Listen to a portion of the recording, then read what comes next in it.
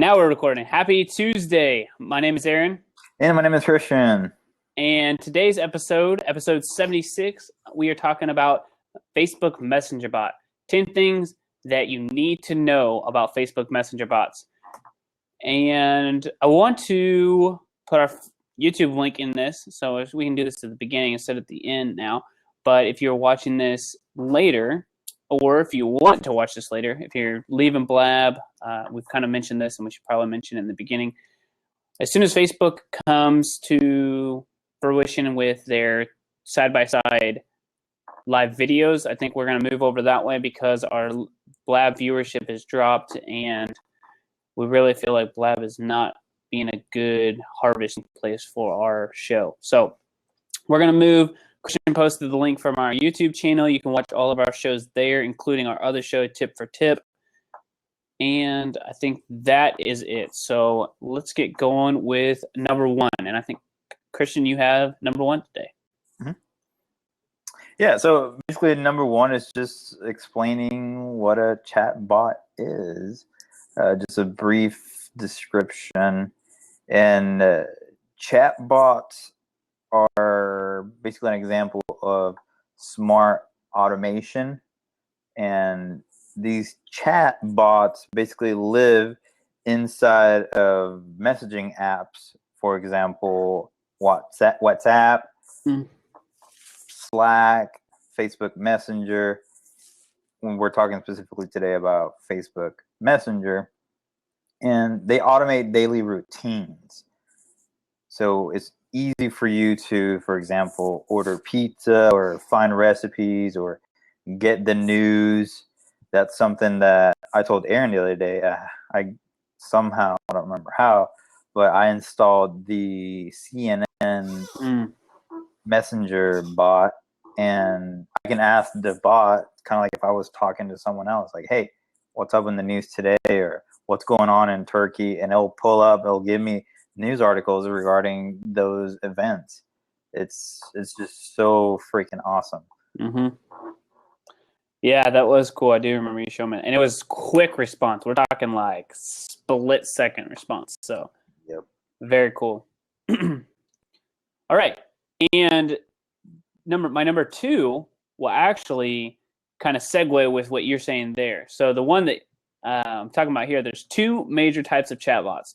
One of them is built more off of rules and is very basic. So if someone says, how do I get directions here? The bot will respond this specifically. But if you have different language, or if you have something more in depth, there's a second kind of bot, which is like a machine learning or AI bot. And it sounds like the CNN bot is more language. So Christian was able to type in more complex questions, and he gets a more detailed answer with that. So basically, the first bot is great for, just answering great Q&A questions or something very specific.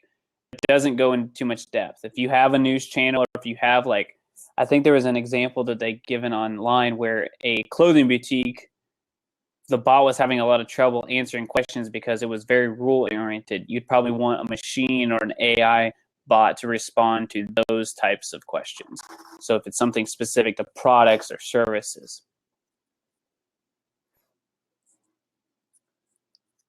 Got it. Number three is just a little statistic, and I found this in a blog post, and it says that the combined user base of the top 4 chat apps is larger than the combined user base of the top 4 social networks. And I was trying to find. That is crazy. You wouldn't find an example of that, or the actual? Oh, okay, I think it's WhatsApp, WeChat, Facebook Messenger, and Viber are the top 4 chat apps out there. You said Viber, like with a V? Yeah, with a V. Interesting. Never heard of that one. Yeah, we use that one in Europe. Oh, I have heard about that. Viber. Yeah, it's like so you could send messages back and forth to people in the US without. Oh, yeah. Yeah. I did use that. Wow. I forgot all about that. Very good for people who are overseas. Cool. That's an astonishing number, though. Larger than the combined user base of 4 social networks. All right, number 4 is something that you need to know if you are a developer or wanting to get more knowledge about the bots. So there is a private Facebook group that is talking about everything from development to, you know, the integration and where to get funding on creating your own chatbot. Like 9,000 users or maybe 900. I know that's a big difference, but it was 9 something users, and they're all talking about chatbots. Like I said, it's a private group, and a lot of them are developers, and they can help. You know, if you want to create your own chatbot, because we are going to talk about it later, you have the ability to create your own, and depending on how complex you want it, these would be great guys to do it because more than likely they've already created a bot themselves. So great resource for you to learn more. Yes, sir. Okay, number 5 is, again, I got this from another blog. Facebook believes that Messenger can become that primary channel for businesses to interact with their customers, eliminating, or not eliminating, but replacing the 1-800 numbers that you see now basically everywhere. And it's basically going to be a combination of the artificial intelligence and human intervention with a mix of those two, and the ability to integrate those 2 components into the Facebook Messenger application. They believe that they'll be replacing 1-800 numbers that right now you see everywhere. And I mean, I see that a lot, actually. Yeah, and I would much rather, than pick up the phone and call somebody. A lot of times you have to press a bunch of different numbers. I do this all the time with GoDaddy with our clients. Instead of going on GoDaddy and calling them, I do it as a last resort. But usually the live chat, they'll be able to help me a lot quicker. And then if they can't help me right away, they'll show me a link on how to figure out what to do. And it's so much faster. So a bot would be perfect for that. Mm-hmm. All right, number 6. This is a list. It's an app store for just bots. Really cool. There are thousands in there. They just released the number in July. I looked at an article or a blog from April, and they said they didn't know how many bots were out there. But I read one that was more recent. That was in the last couple of weeks. Said that there are thousands of bots now, and this is a bot store. So you can go there and check out so many different types of bots. Maybe you could use one of them. They're not necessarily specifically for, clothing, but maybe they are. Or you could use one that's a survey. I saw a survey bot on there that you could use.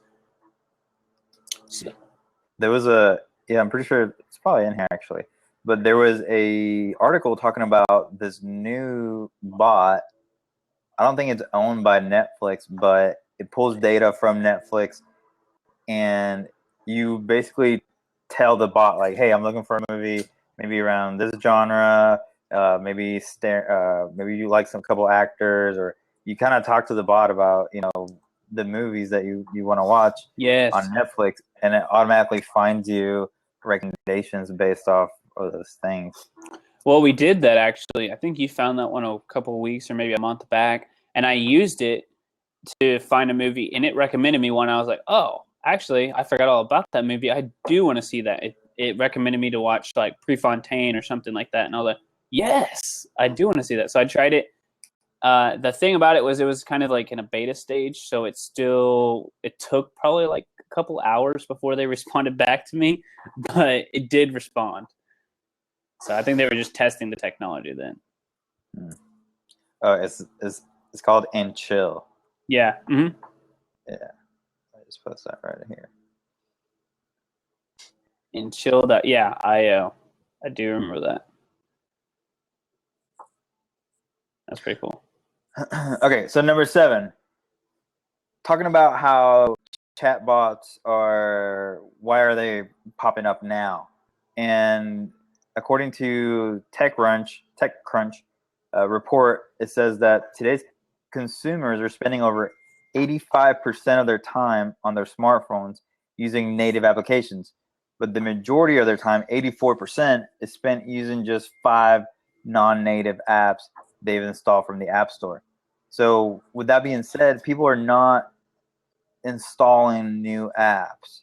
So what companies are trying to do, like Facebook, for example, is create a way for people to still stay on Facebook Messenger and still be able to get an Uber ride, order food, do all their things that they would do, or they would have to open a whole bunch of other apps to try to fumble and figure out how to order food or how to get an Uber. They're trying to get rid of all that and put it all within the Facebook Messenger.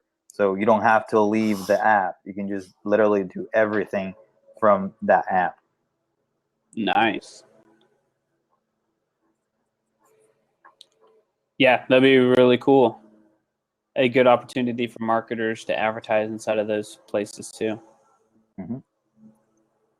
All right, number 8. Chatbots could be the difference between a sale and losing a customer forever. If you have a customer who needs something quickly and an answer quickly and they're very upset, but you don't respond, a human doesn't respond, within an hour, then they are going to be pretty upset and they'll probably move on to a competitor or find somebody else. That being said, a bot is not supposed to replace completely someone who could help you. It's just to get that customer service more efficiently. They've done a lot of tests, and there's been quite a few problems with the bot trying to handle customer service, even the AI ones, because it does get a little bit more complex. But so this isn't, it can probably help your market or your customer service with 80 to 90% of it, but there still needs to have some oversight. So all I'm saying with this is to not just set it up and leave it and have the bot handle everything. It's not supposed to do that, at least at this point. You do need to have some oversight with it. So very helpful, but you will still need to monitor it. Yeah.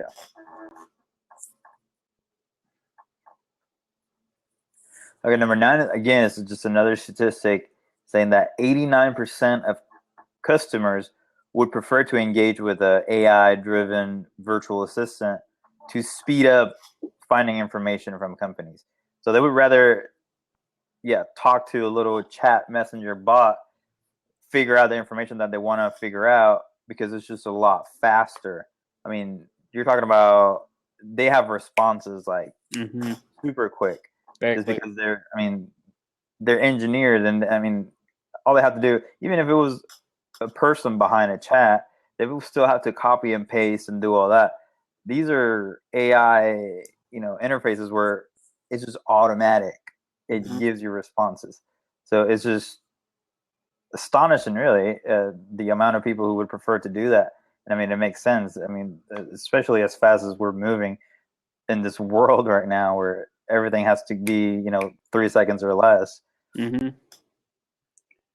Yeah, I'm surprised at that number too, but I think the key part is if it's going to speed it up, sure. As long as I get my answer and I get it faster, I don't care how it's done. All right.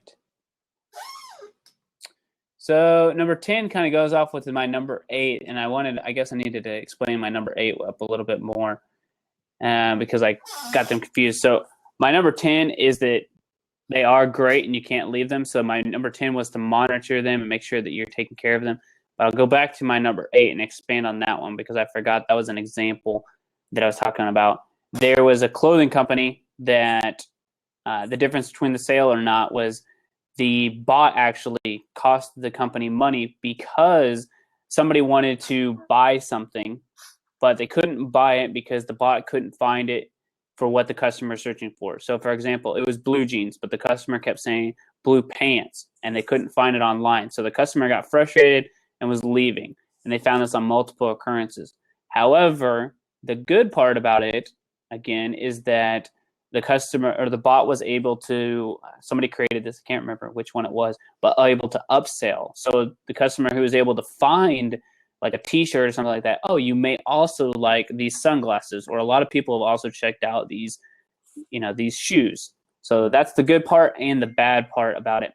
I kind of mixed those together because I did find an article later where people were saying not to just leave it or set it up and leave it, because that particular instance, I think, goes back to the clothing example where if a person was able to jump in there a little bit later, he could have closed the sale instead of losing somebody that way. Makes sense. And I'm guessing, I mean, they're having these problems now, but I'm guessing here in the next 6 months, like, these things are just going to get smarter and smarter. Mm-hmm. So it's just a matter, and I guess a matter of the programming too, how well and how thorough you are with the keywords and all that stuff. Mm-hmm. Yes. So again, I mean, we've talked about all these 10 items right here, and we've said that, these bots will expedite your communication with your customers. It will make it just more efficient overall, the way customers interact with you and your company. So for a small business, if you're interested in getting a bot installed in your Facebook Messenger, a free and very easy way to do it would be my number 11. You can go to the website called ManyChat.com. They allow you to create a free bot you don't have to have any coding skills. And like I said, it's completely free. We haven't tried it. I want to, just because we would probably be the first small company to do it. Obviously, we don't have a whole bunch of traffic that we would need a bot right now, but still be that cool factor. And here in the next few years, we'll probably need it. So it will be good to know a little bit about it now and beyond the. It'll advance, so we already know the groundwork, I guess, for it. Yeah, exactly. And it's free, right? You said it was free. Yeah. See those words? Free. I even capitalize it. I know. I see that. I went to the website, so I wasn't looking at that. Oh. And 2 minutes. I like that, too.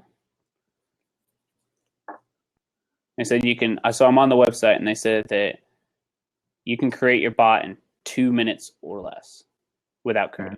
So really cool. And you don't have a sneak number 12, do you? No. You do, though. I do not. Oh. No, I do not. There's not I mean, this only came out in April, so there's not a bunch of publications on it yet. There's, Facebook for developers, and there's that private group. And then there's, a handful of blogs that are kind of good resources, but really there's not much out there yet. It's been 3-4 months. So again, guys, like we said, we are probably going to move over to Facebook Live. Would love for you to join us and follow us there. Actually, Christian, if you can put our link to our Facebook page down there, facebook.com/BitBranding. We will probably be moving there pretty soon. I cannot wait for Facebook to do the dual person for live video.